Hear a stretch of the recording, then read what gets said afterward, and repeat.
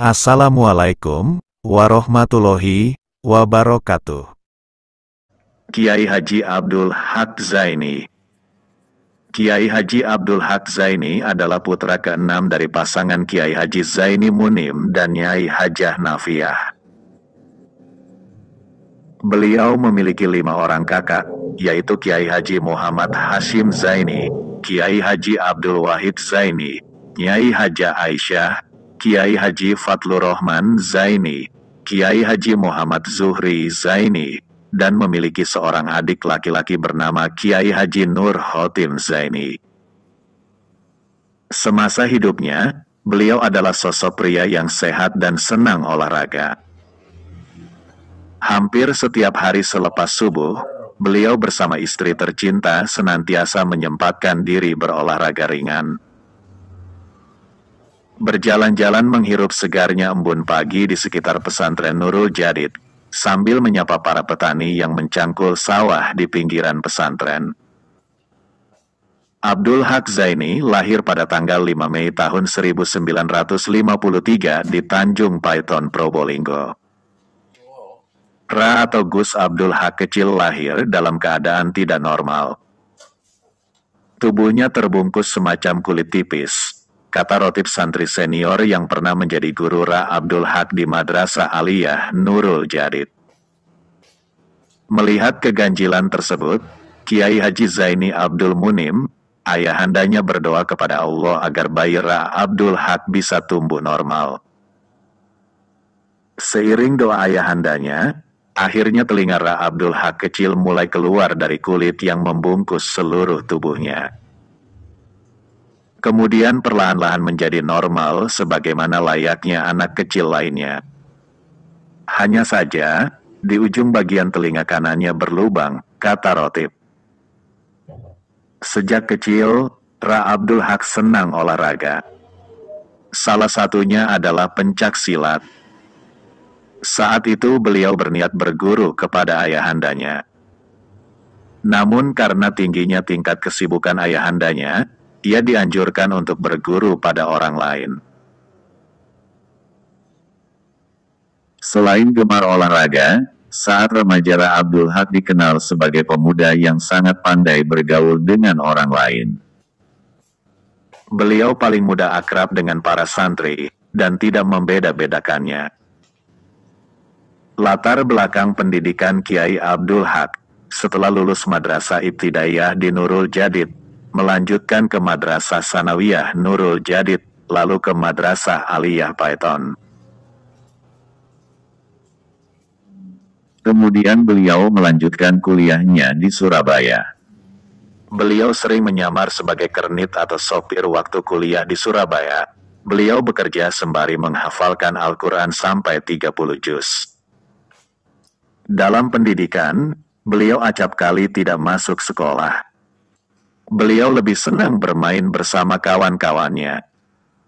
Namun demikian, nilai ujiannya di sekolah senantiasa baik mulai dari MI, MTS hingga MA. Selain dikenal cerdas, beliau juga dikenal sebagai anak yang memiliki budi pekerti yang baik. Beliau selalu memperhatikan materi yang diberikan guru dengan seksama.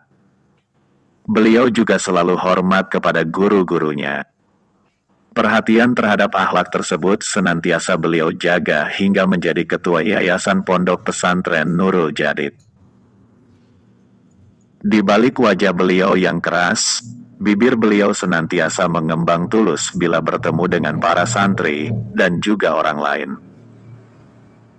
Kebiasaan bermurah hati kepada orang lain itu terinspirasi dari kakak kandung beliau, Kiai Haji Muhammad Hashim Zaini.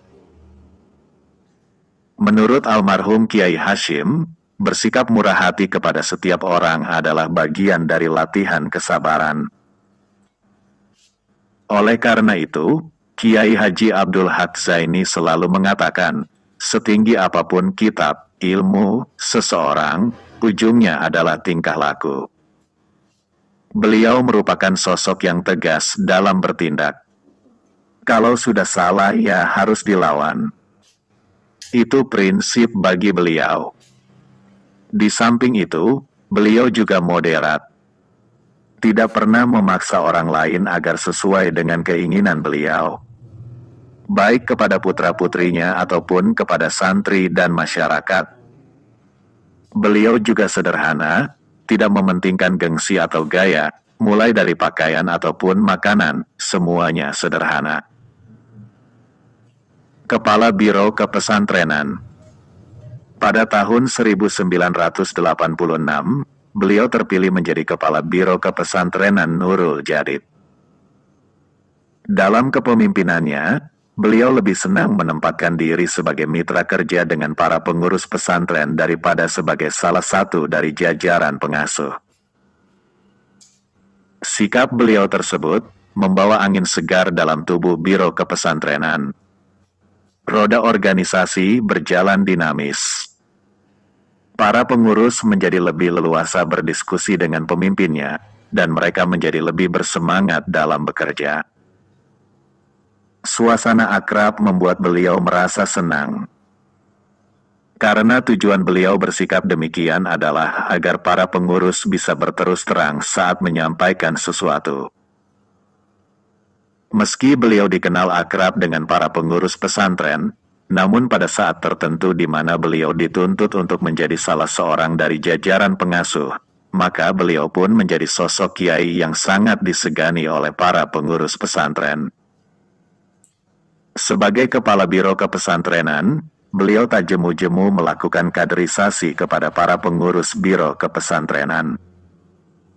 Misalkan, bila muncul persoalan di antara santri, beliau tak langsung menanganinya. Biasanya persoalan itu diberikan terlebih dahulu kepada pengurus.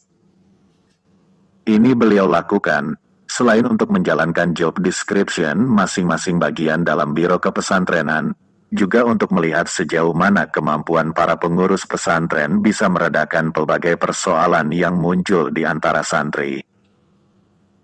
Sebagai seorang kepala biro kepesantrenan, tak jarang beliau terjun langsung di lapangan.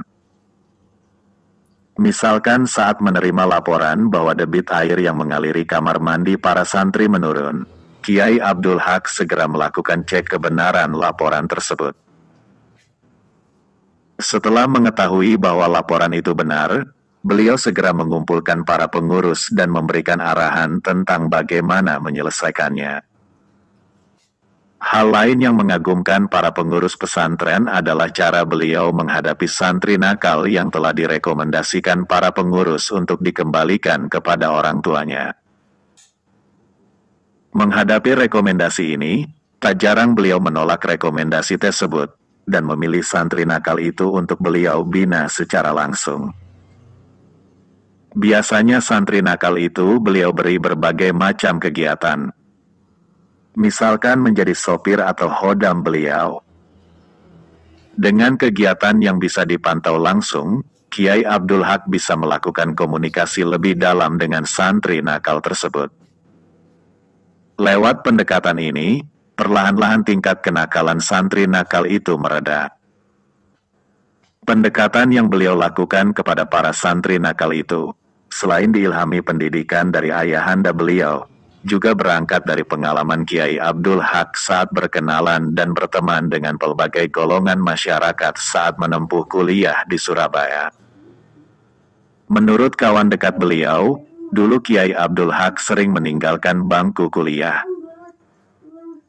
Ini dilakukan selain untuk belajar hidup mandiri dengan bekerja, juga digunakan untuk menyelami kehidupan kelompok preman, sekaligus menyadarkan mereka. Sementara pendidikan yang diperoleh Kiai Abdul Haq dari ayahandanya adalah bersikap terbuka dan apa adanya. Beliau senantiasa diajarkan untuk terbuka kepada ayandanya. Bahkan hingga pada persoalan pribadinya, seperti studi di perguruan tinggi yang tak kunjung usai. Beliau sempat menempuh kuliah di beberapa perguruan tinggi di Surabaya, seperti Institut Agama Islam Negeri, IAIN, Sunan Ampel dan IKIP Surabaya. Namun dua-duanya tidak sempat diselesaikan sampai sarjana. Melihat hal itu, Ayahandanya mengutus kakaknya, almarhum Kiai Haji Abdul Wahid Zaini untuk membujuknya agar bersedia menempuh pendidikan di Ummul Qura, Makkah. Akhirnya beliau pun bermukim di Mekah selama 6 tahun. Pantas saja kalau keilmuannya diakui oleh para kiai lainnya. Ketua Yayasan. Setelah wafatnya Kiai Haji Abdul Wahid Zaini pada tahun 2000, Kiai Abdul Haq dipercaya sebagai Ketua Yayasan Pondok Pesantren Nurul Jadid. Selama kurang lebih 8 tahun, tak sedikit hasil usaha beliau yang saat ini sudah bisa dinikmati, baik oleh santri, alumni, dan masyarakat. Di antaranya adalah pendirian Sekolah Tinggi Ilmu Kesehatan, STIKES, Sekolah Menengah Kejuruan, SMK, penertiban keuangan pesantren, mekanisme pengangkatan guru dan dosen, pembangunan bank muamalat, pendirian P4NJ, serta lainnya. Sebagai ketua yayasan, beliau sangat bersemangat sekali. Terakhir adalah pembelian tanah yayasan seluas 1,3 hektar sebelah timur pesantren dan 2,3 hektar sebelah selatan Kua yang menurut rencana akan dijadikan pusat pendidikan. Dalam bidang kemasyarakatan, Kiai Abdul Haq merupakan sosok yang memiliki kepedulian tinggi terhadap masyarakat sekitar pesantren. Misalkan, untuk meningkatkan kesejahteraan masyarakat kecil, beliau menjalin kerjasama dengan pemerintah dalam program penggemukan sapi. Bila ayahandanya dulu peduli terhadap ekonomi masyarakat sekitar lewat budidaya tembakau, maka Kiai Abdul Haq lewat program penggemukan sapi. Alhamdulillah hasilnya sangat signifikan. Lebih jauh, Kiai Abdul Haq juga dikenal sebagai sosok kiai yang tidak senang membeda-bedakan masyarakat karena golongan atau partai politik. Hal ini seperti tausiah beliau yang disampaikan pada acara Istighosah, Jumat tanggal 15 Mei tahun 2009 di Masjid Jami Pondok Pesantren Nurul Jadid. Saat itu beliau sangat prihatin terhadap perilaku sebagian santri yang menganggap lian santri dari pesantren lain. Menurut beliau, tak patut santri Nurul Jadid menganggap beda santri dari pesantren lain. Santri Nurul Jadid jangan mengkotak-kotakan masyarakat. Bersatulah dengan santri dari pesantren lainnya. Karena kitab yang diajarkan sama, Sulam Taufik ya sulam taufiknya sama. Pesan beliau di hadapan para jamaah Istighosah yang diselenggarakan setiap Sabtu Wage. Tahun 2002, Kiai Abdul Haq menjadi Ketua Dewan Syuro Dewan Pengurus Cabang, DPC, Partai Kebangkitan Bangsa Probolinggo. Alasan beliau bersedia masuk dalam politik antara lain karena banyak kalangan yang meminta beliau untuk meneruskan tongkat estafet kakak kandungnya, Kiai Haji Abdul Wahid Zaini yang terbukti memberikan pencerahan kepada masyarakat. Beliau menjabat Ketua Dewan Syuro DPC PKB sebanyak 2 kali. Pada tahap terakhir, sebenarnya beliau enggan. Namun desakan dari para kader partai tak jua mereda. Akhirnya beliau memberikan syarat, bila ada satu kader partai yang tidak sepakat beliau menjadi Ketua Dewan Syuro, maka beliau akan mengundurkan diri. Saat pemilihan digelar, ternyata Kiai Abdul Haq terpilih secara aklamasi. Karir terakhir politik Kiai Abdul Haq berada di Partai Kebangkitan Nahdlatul Ulama, PKNU. Meski Kiai Abdul Haq terjun dalam dunia politik, beliau tak pernah sekalipun memaksa santri-santrinya untuk memilih salah satu partai politik. Beliau senantiasa membebaskan para santrinya menentukan pilihan mereka berdasarkan ukuran rasional dan hati nurani masing-masing. Terkait perjuangannya di Nahdlatul Ulama, NU, beliau memang tidak pernah masuk di struktur NU. Namun perjuangannya yang dilakukan selalu di balik layar dan itu bukan hal yang baru bagi Kiai Abdul Haq. Kiai Abdul Haq adalah kiai yang mudah bergaul dengan semua golongan, baik warga kecil sampai pada pejabat. Pribadinya cukup akomodatif dan selalu hadir kalau diundang siapa saja yang mengundangnya. Karena prinsip beliau adalah demi kepentingan umat. Hidup adalah untuk berjuang, berbuat baik kepada sesama. Jangan pilih-pilih orang. Hal itu pesan beliau. Beliau mempunyai pengertian dalam fungsi dan perannya sebagai pendidik. Tidak jarang bahasa yang disampaikan terkait perkembangan yang bakal terjadi di zaman yang akan datang. Beliau mempunyai toleransi dan kelenturan luar biasa. Artinya memang tidak pernah menekan harus ikut siapa dan wadah apa. Itu pendidikan yang cukup berharga dari beliau itu. Sebagai tokoh pesantren, Kiai Abdul Haq cukup dekat dengan mantan Presiden RI, Kiai Haji Abdurrahman Wahid, Gus Dur. Terlebih setelah Gus Dur mengetahui bahwa Kiai Abdul Haq merupakan adik kandung sahabat kentalnya, Kiai Haji Abdul Wahid Zaini. Secara pemikiran, ada benang merah atau keselarasan antara Kiai Abdul Haq dengan Gus Dur.